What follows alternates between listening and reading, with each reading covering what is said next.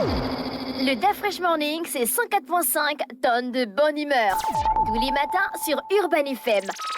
La meilleure radio de la capitale. La meilleure radio de la capitale. Vous êtes sur les 104.5 Urban FM et la station urbaine et vous écoutez le DAF Fresh Morning. Jean-Paul est avec nous. Jean-Paul, bonjour. Bonjour, DAF Fresh. Comment tu vas ce matin? Ça va très bien. Alors, l'actualité internationale nous emmène où? On va parler de l'Éthiopie, où des pourparlers de paix entre le gouvernement central d'Addis Abeba et le Front de libération du Tigré, le TPLF, ont démarré hier.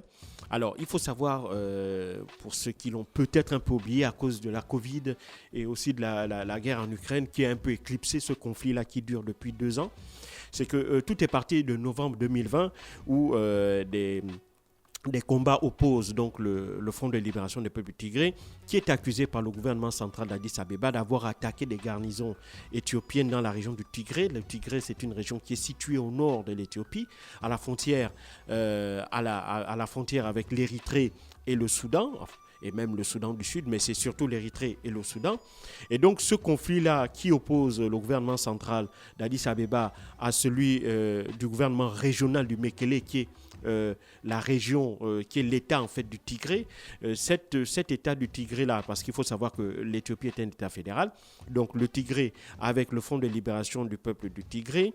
Derrière, il y a en réalité aussi une guerre à consonance un peu ethnique, puisque Abiy Ahmed, qui est le premier ministre éthiopien, lui d'origine Oromo, et c'était notamment à la suite de violentes manifestations qui avaient été organisées par les Oromos, qui sont la principale ethnie d'Éthiopie, qui avaient amené à des élections anticipées. Et c'était donc pour éviter que le pays ne bascule dans une forme d'instabilité que Abiy Ahmed avait été nommé Premier ministre. Et c'est donc dans la foulée des différentes réformes qu'il avait initiées rapidement en vue de moderniser l'Éthiopie qu'il y avait eu cette crispation-là avec maintenant la région du Tigré. Pourquoi? Parce que les 30 dernières années qui ont précédé l'arrivée d'Abiy Ahmed au pouvoir, je l'ai dit ici, c'était les Tigréens en fait qui étaient au pouvoir en Éthiopie, notamment Meles Zenawi, qui a dirigé ce pays-là d'une main de fer pendant 30 ans. Et donc, si tu veux, dans la foulée des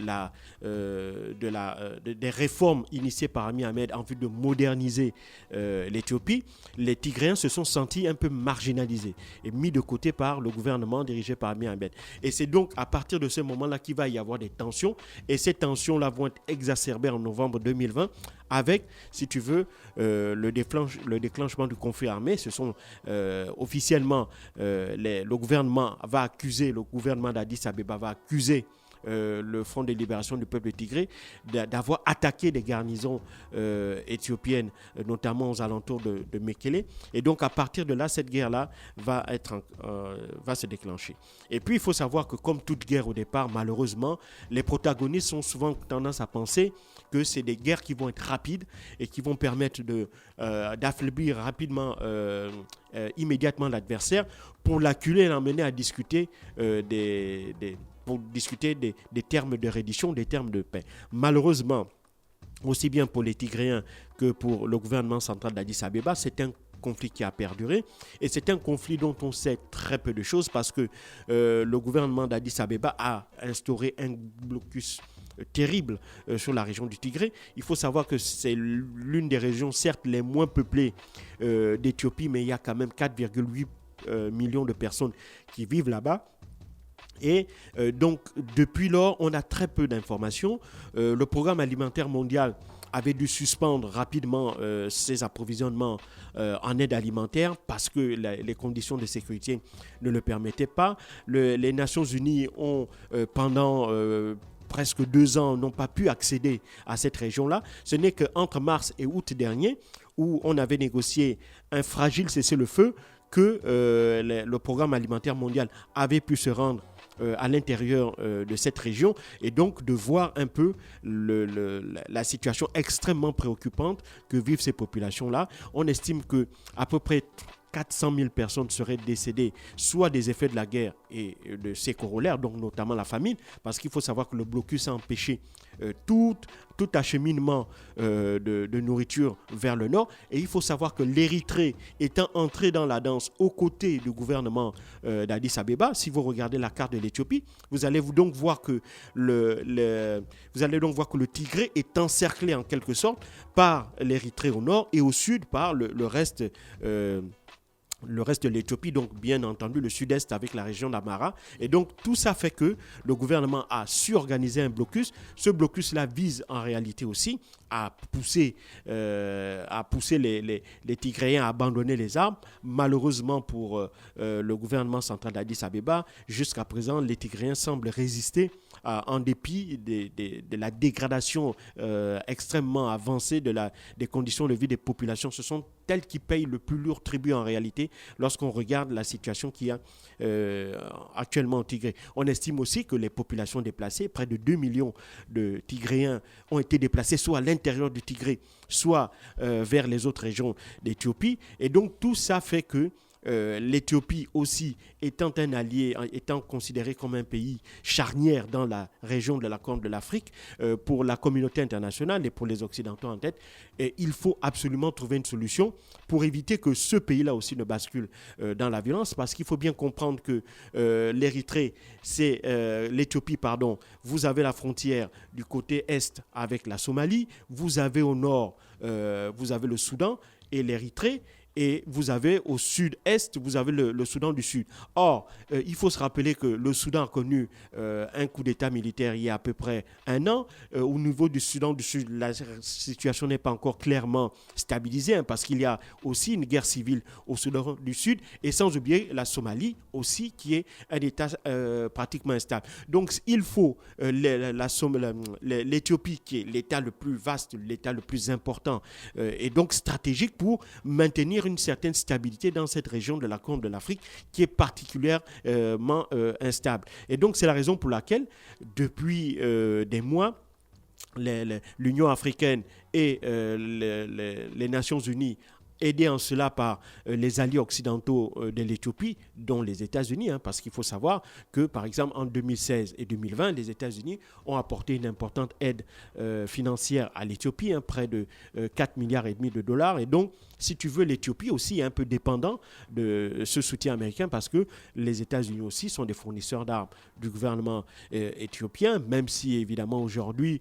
il y a une espèce de déni de cette... Mais on le sait véritablement que les États-Unis soutiennent militairement le gouvernement central. Et donc, pour éviter une explosion, une déstabilisation de toute cette région, il y a eu des pressions qui ont commencé à être accentuées sur le gouvernement d'Addis Abeba. Et donc, à partir de janvier dernier, on sait qu'il y a eu des pourparlers secrets sous l'auspice du Kenya, avec le président Uhuru Kenyatta. Ces discussions secrètes s'étaient déroulées aux Seychelles et à Nairobi. À Nairobi et à Djibouti.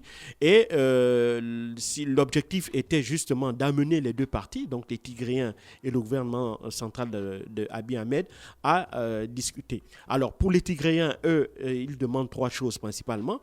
Premièrement, un cessez-le-feu pour permettre à l'aide humanitaire de revenir dans le Tigré. La deuxième chose, c'est d'obtenir le départ des forces érythréennes qui combattent aux côtés du gouvernement d'Addis Abeba. Et puis, la troisième chose, c'est la négociation, si tu veux, d'un accord de cessez-le-feu qui soit durable, qui soit véritablement durable. Donc ça, ce sont ces 3 choses-là. Préalablement, les pourparlers qui se sont ouverts hier en Afrique du Sud, normalement auraient dû avoir lieu à Nairobi, au Kenya. Parce qu'à l'époque, comme je le disais, le président Uhuru Kenyatta qui faisait un peu la médiation, en lieu et large, je ne dirais pas en remplacement d'Olusegun Obasanjo, qui est le médiateur de l'Union africaine, mais si tu veux, Uhuru Kenyatta avait, en tant que voisin aussi de l'Éthiopie, décidé de prendre les choses en main. Et donc, on était parvenu grâce à la diplomatie kenyane, à maintenir, d'abord à renouer le dialogue entre les deux parties. C'est ce qui avait permis à la discussion, à ces discussions secrètes qui s'étaient déroulées à Djibouti et également aux Seychelles.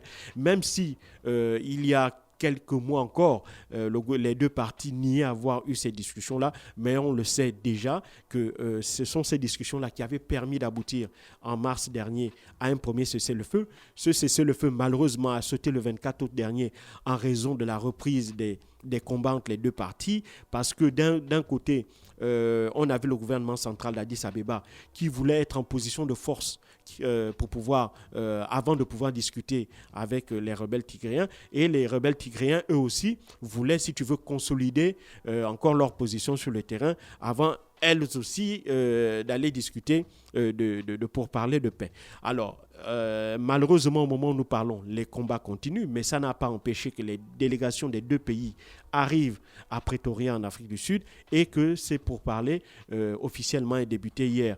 D'un côté, avec les représentants du Front de libération du Tigré, de l'autre côté, les représentants du gouvernement d'Addis Abeba, sous la médiation, évidemment, des anciens présidents Olusegun Obasanjo, un Nigérian, et Kenyan, Uhuru Kenyatta.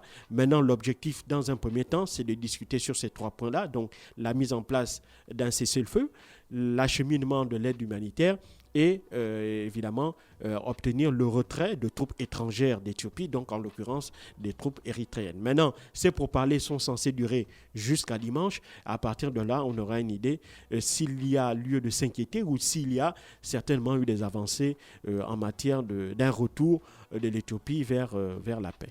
D'accord, merci Jean-Paul avec nous ce matin sur les 104.5 Urban FM, la station urbaine dans le Da Fresh Morning, le réveil matinal le plus de la capitale, sur la radio la plus de la capitale. On reste connecté, on se retrouve juste derrière. Le Da Fresh Morning, c'est 104.5 tonnes de bonne humeur.